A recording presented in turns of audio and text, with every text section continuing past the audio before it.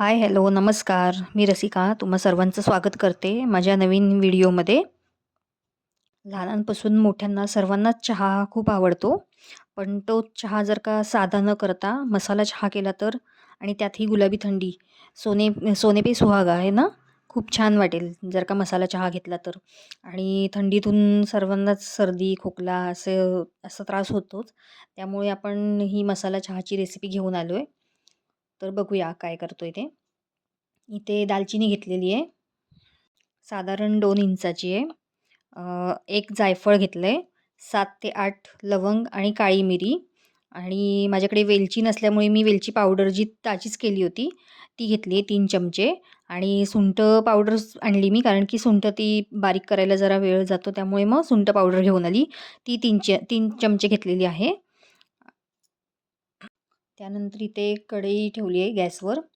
Gas चालू करून साधारण कढई गरम करून घ्यायची आणि त्यात जायफळ फोडून टाकायचं. त्यात लवंग, काळी मिरी जी घेतली होती ती आणि दालचिनीसुद्धा हाताने बारीक करता येते, त्यामुळे तीसुद्धा बारीक करायची आणि साधारण गरम करून घ्यायची. जसं की आपल्या हाताला चटका बसेल तेवढा सोसवेल ना, तेवढीच गरम करायची. जास्त गरम करायची नाही, नाहीतर त्याचा वास जरा उग्र येतो त्यामुळे. आपल्या सर्वांनाच माहिती आहे जसं की वेलची खाल्ल्यामुळे जास्त पित्त वगैरे होत नाही. आणि लवंग, दालचिनी, सुंठ हे खोकल्यासाठी चांगले असतात. आयुर्वेदामध्ये त्याला खूप असं प्राधान्य दिलेलं आहे. त्यामुळे मग म्हटलं आपण हा मसाला चहा करू, म्हणजे सर्वांनाच त्याची मदत होईल. चहाचा मसाला तयार करू. आता हे साधारण भाजून झालं आहे. इथे मिक्सरचं भांडं घ्यायचं सुकं करून व्यवस्थित आणि त्यात ते मसाले टाकून मिक्सरला बोबडे असे बारीक करायचे. जास्त पावडर नाही करायची, कारण की जास्त पावडर केली तर ती चहामध्ये येते ना खाली, त्यामुळे.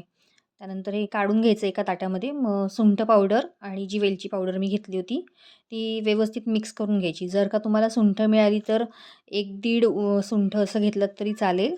आणि वेलचीसुद्धा 4 ते 5 चमचे घेतली तरी चालेल. मग वेलची घेतली तर ती वेलचीसुद्धा भाजायची आणि सुंठसुद्धा चेचून घ्यायची थोडीशी आणि तीसुद्धा भाजून घ्यायची. आता हे मसाला एकत्र करून घेतला आहे मी. तो एका काचेच्या भरणीत व्यवस्थित भरून ठेवायचा. आणि आता आपण इथे पुढे चहा कसा बनवायचा ते बघूया. इथे मी 2 माणसांसाठी चहा करते. त्यासाठी 1/2 कप पाणी घेतलेलं आहे. त्यामध्ये पाणी थोडं गरम होऊ द्यायचं. साधारण अशी उकळी यायला लागली पाण्याला की त्यात चहा पावडर टाकायची. आता माझ्या चहा पावडरच्या डब्यातला चमचा आहे तो जरा मोठाच आहे, त्यामुळे मी तो 1च चमचा टाकला आहे. तुमचं जसं असेल त्याप्रमाणे तुम्ही टाका. कोणाला कडक लागतो चहा, कोणाला नाही लागत. त्यानंतर त्यात साखर टाकून घ्यायची आपल्या आवडीप्रमाणे. मी इथे 3 चमचे साखर घेतली. तोही चमचा मोठा आहे, त्यामुळे 3 चमचे आम्हाला बास होते साखर. साखर टाकून घेतली की जरा एक उकळी येऊन द्यायची चांगली चहाला आणि जरा ढवळून घ्यायचा चहा. चहाला चांगली उकळी आली की त्यात दूध टाकून घ्यायचं 1 कप. एका कपाला 1 कप म्हणजे 1/2 कप पाण्यासाठी 1 कप दूध पुरेसं होतं, त्यामुळे 1 कप दूध टाकून घ्यायचं. त्यानंतर पुन्हा एक साधारण उकळी काढून घ्यायची चहाला. दूध टाकून घेतल्यावर एक उकळी आली की त्यानंतर माझ्या मसाल्याच्या बरणीमध्ये जो चमचा आहे तो छोटा आहे. मग तो 1 चमचा मला पुरेसा होतो मसाल्याचा. तेवढा चमचा मी मसाला टाकून घ्यायचा. जर का तुमचा मोठा चमचा असेल तर एका कपाला पाव चमचा अशाप्रमाणे अर्धा चमचा 2 जणांसाठी अर्धा चमचा मसाल्याचा बास होतो.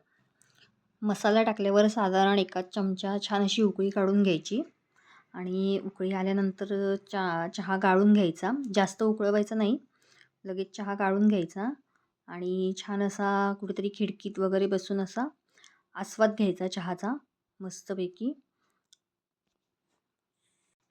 आणि जर का तुम्हाला व्हिडिओ आवडला असेल तर लाईक, शेअर, सबस्क्राईब करायला विसरू नका.